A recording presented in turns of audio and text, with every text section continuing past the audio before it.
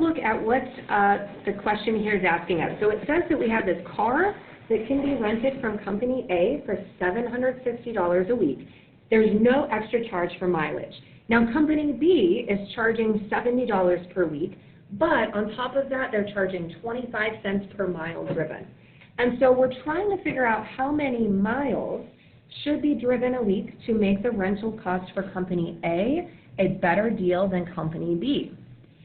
And so this is going to be a problem with an inequality. And so if you have an equal sign anywhere, we need to have an inequality sign. And the way that we figure out the direction it's going to go is based on clues in the problem. So if we want to know when Company A is a better deal than Company B, this is what we're solving. We're solving when is Company A less than Company B. Now, in order to better help us set up the algebra part on each side, we are going to be using a variable x, but we need to be careful with that. We're not just going to be throwing x's in everywhere.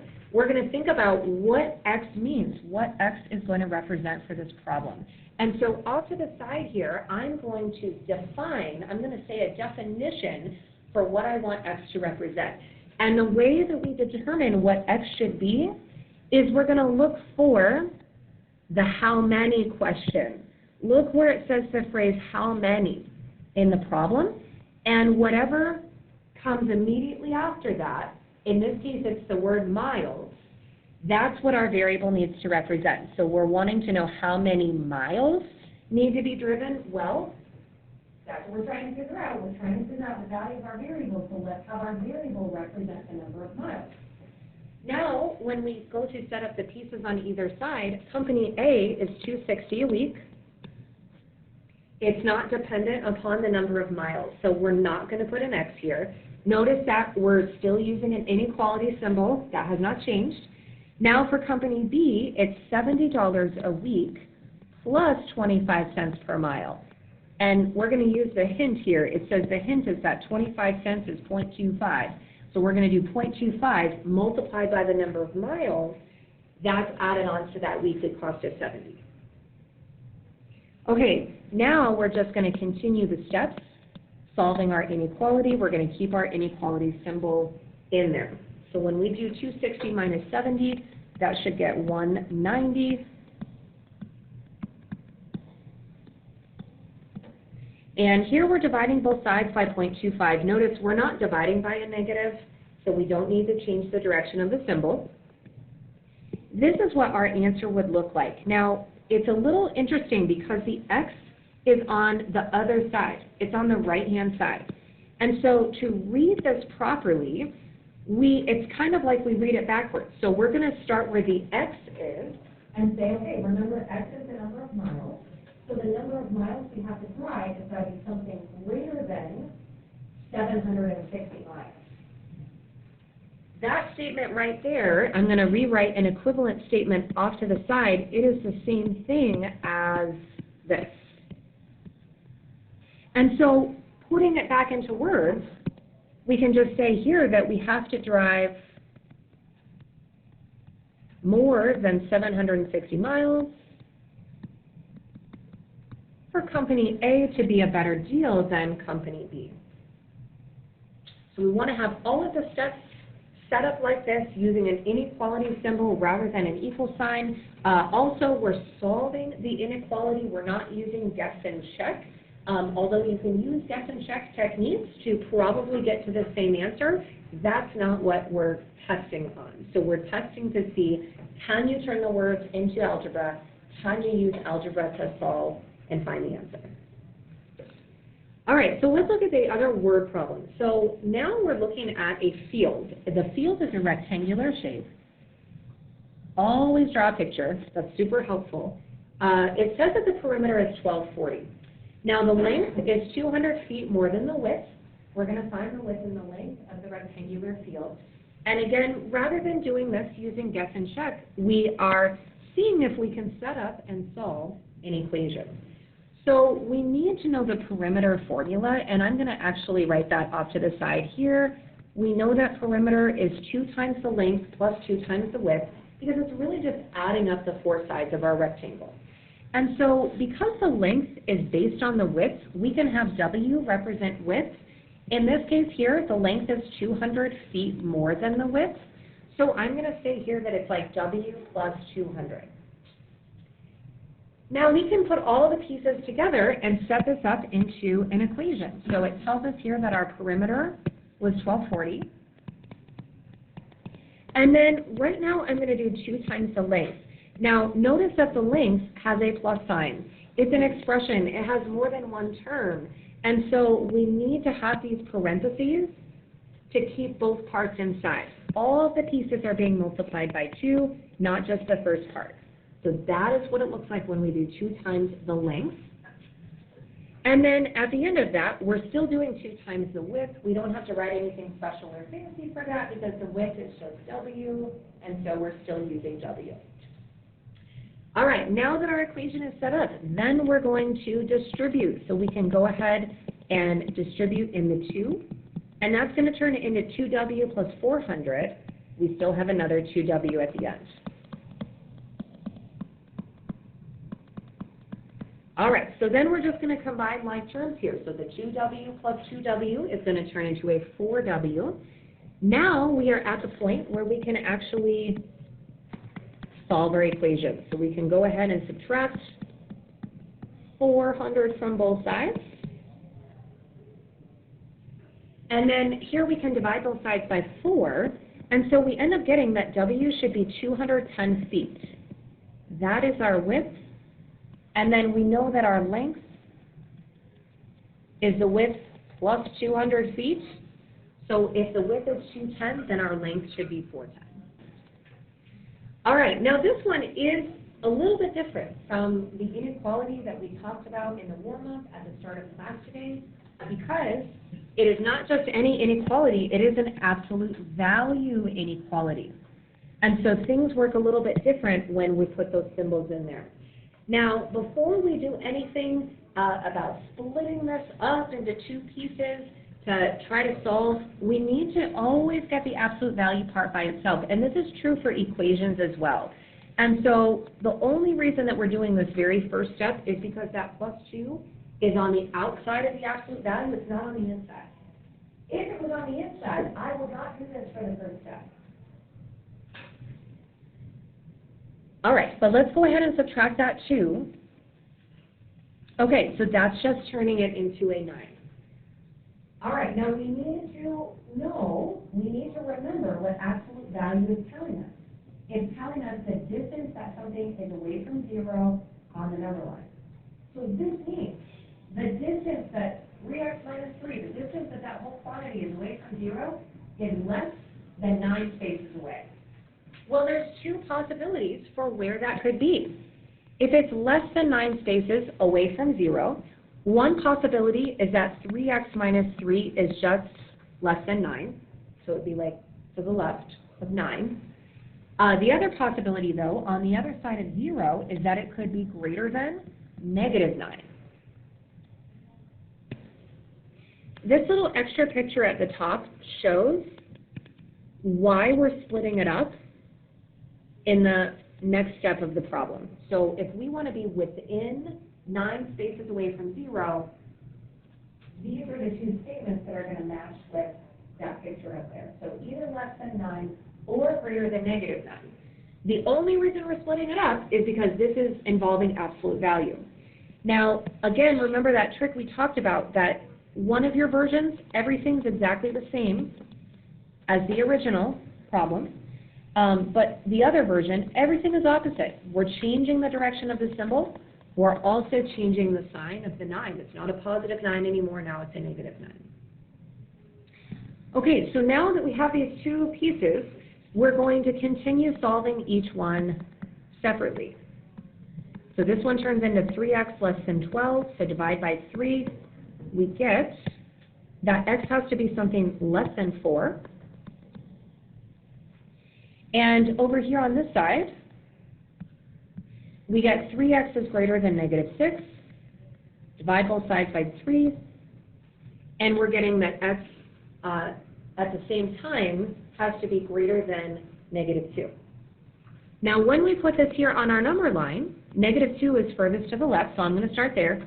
Greater than negative 2 looks like this. Over here, less than 4 looks like that.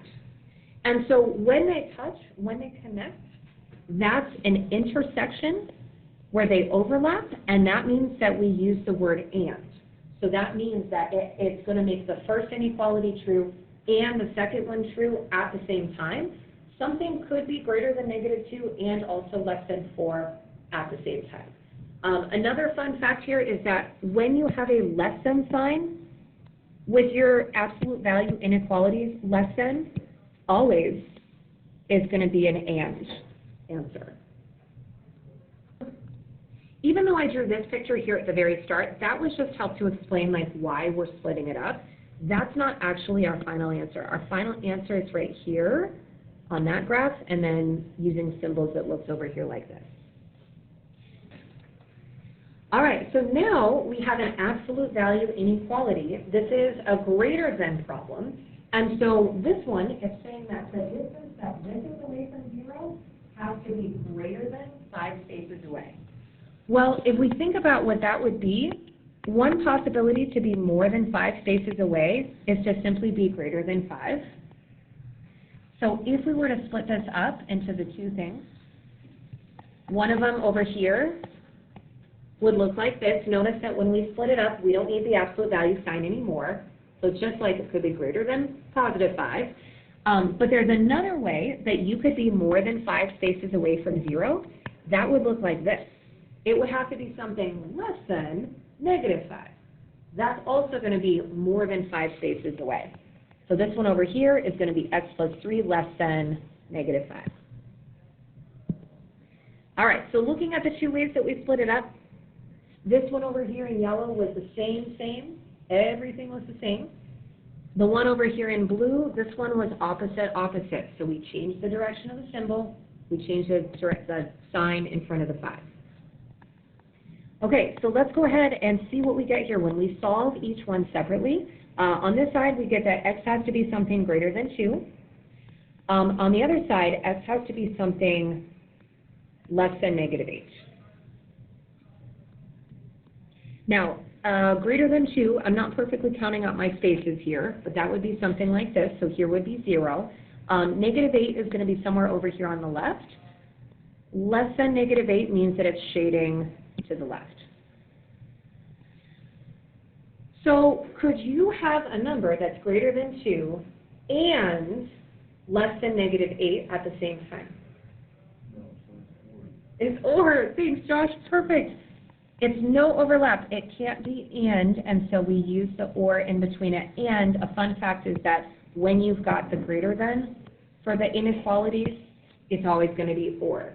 And you can tell from your picture. So when you don't have that overlap, it can't be both at the same time. So how do the 5s? Let's actually do the first number 5, because that'll kind of like lead in and help explain what's happening in the other one.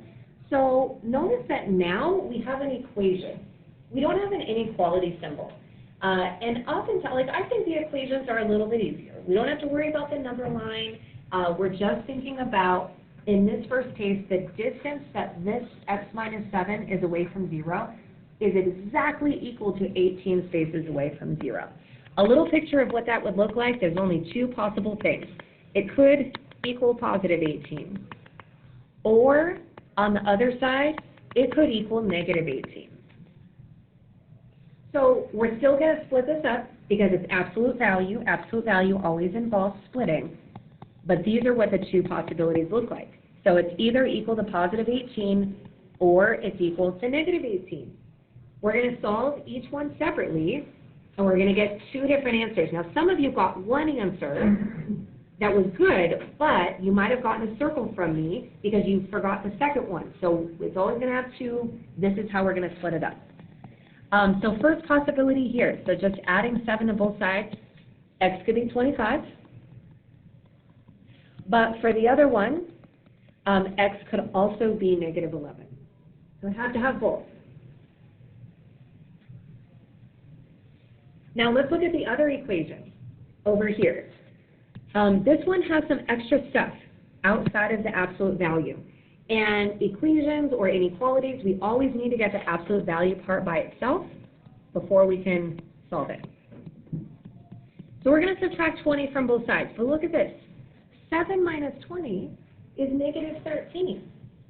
So that means it's trying to say that the distance that this is away from 0 is negative 13 spaces, but we can't have distance that's negative. Distance can only be positive. And so at this point in the problem, we want to recognize, oh no, we can't do this, and all you're going to do is write out the words no solution.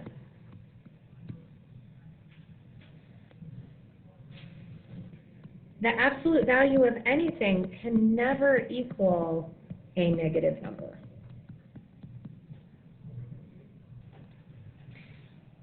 Okay, so we have been talking a lot about absolute value with the last few problems.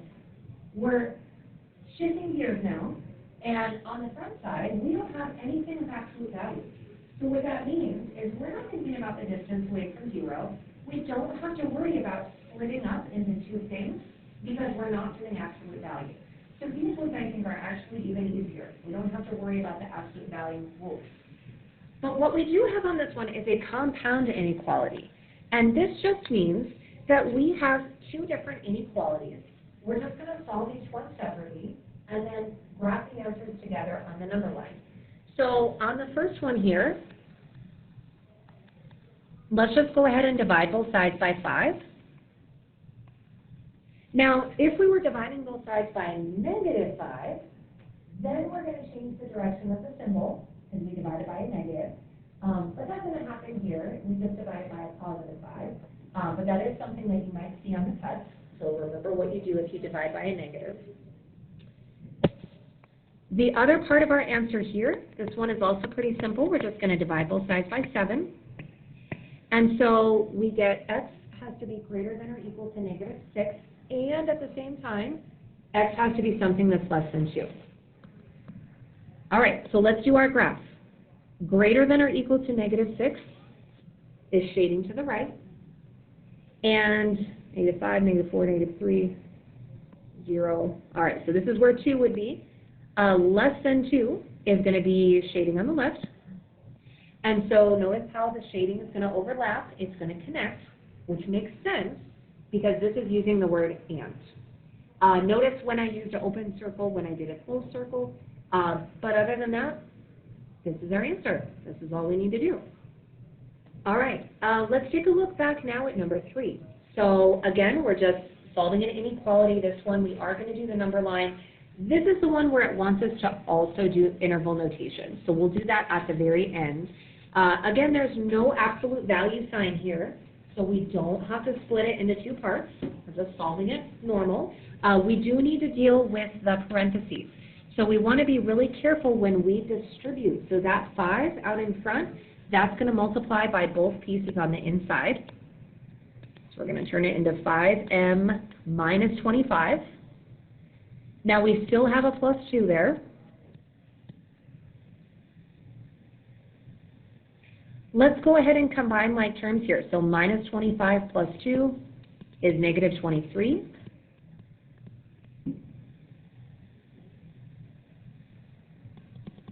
Then we're going to add 23 to both sides. We get that 5m is less than 50. And I'm running out of room here, but if we divide both sides by 5, we get that m is less than 10. That's the first part of our answer. I'm going to circle it. I'm going to label 10 here on my number line. Less than 10, the numbers that are less on the left side. So that's where the shading is going to go. Do your number line first before you get your interval notation. So for interval notation, it's going to match the number line graph. We're going to start on the left side. The shaded arrow is going to negative infinity. So we're going to start with negative infinity. So those two pieces go together. And then we're doing all of those numbers all the way up to our stopping point, which is 10. And we'll just do a parenthesis around the 10 because it was an open circle. So I didn't write it on the line, but I wanted to connect it to the number line. But that's what interval notation means. So you will have one like that where you will have to do at least one interval notation at the very end on the test, just like we did here. All right, solving these formulas for a specific variable just means we want to get that variable by itself. So like on this one, when it says we want to solve it for A, that just means that our final answer is going to be A equals something. So that's a good thing to know. So in our equation here, we want to think like, well, how can we get A by itself? Well, it's being multiplied by X. And so the way that we undo the way that we undo multiplication is we need to divide. So we're going to divide both sides by X. And we're just going to leave all of the letters in there where they are. Like, it's different from numbers. It doesn't simplify down to anything. That's okay. This is just how we leave our answer. A equals U divided by X. That's it. Now, there is a little bit more going on the next one. So this one is solving for D. We want to get D by itself. So I'm going to put my little clue down here at the bottom. It's going to be D equals something. So in order to get D by itself, first I want to get this term by itself so that we can divide at the end. So that means we need to get rid of the 2C on both sides. Now I know it seems a little weird because we don't have numbers, but on the left here we're just going to write P, keep it where it is, P minus 2C. Okay, not a big deal, we're just rearranging things. Now, to get the D by itself, when we divide both sides by 2, we're just going to keep this exactly as you see it here.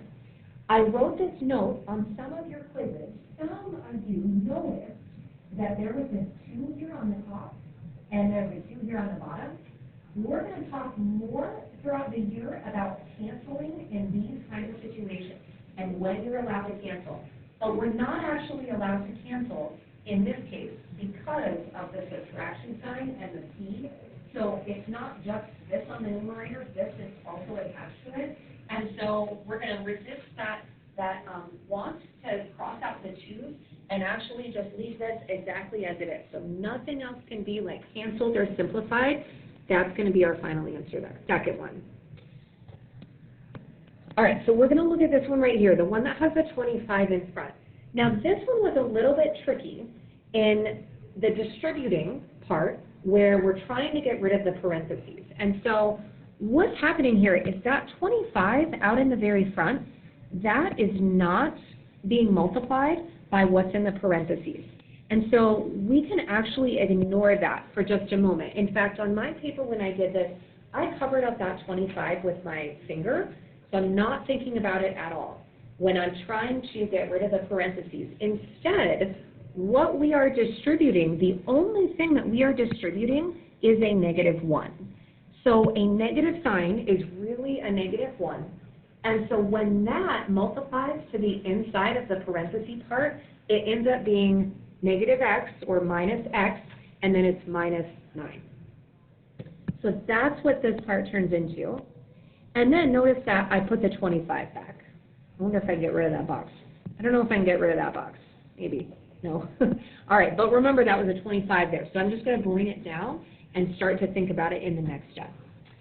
So we're not distributing 25. We're not distributing -25.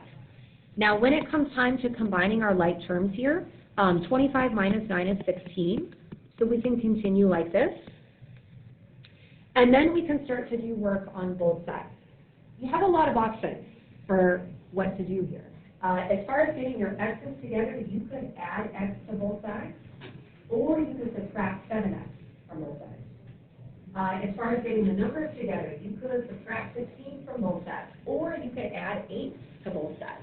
So at this point, there are different correct ways that you can move forward. You are going to end up with the same answer at the very end. I'm just going to start by adding x to both sides. And then I'm going to add 8 to both sides. So I'm going to end up getting that 8x equals 24. So then x equals 3. All right, and then I do have the steps already written out on the other problem. Now this one was nice. We didn't have to worry about distributing. We're going right to the steps of getting variables on one side, number on the other. This is one possible way that you could have done it. You could have done it other ways and still gotten to the same final answer of x equals 2 at the end.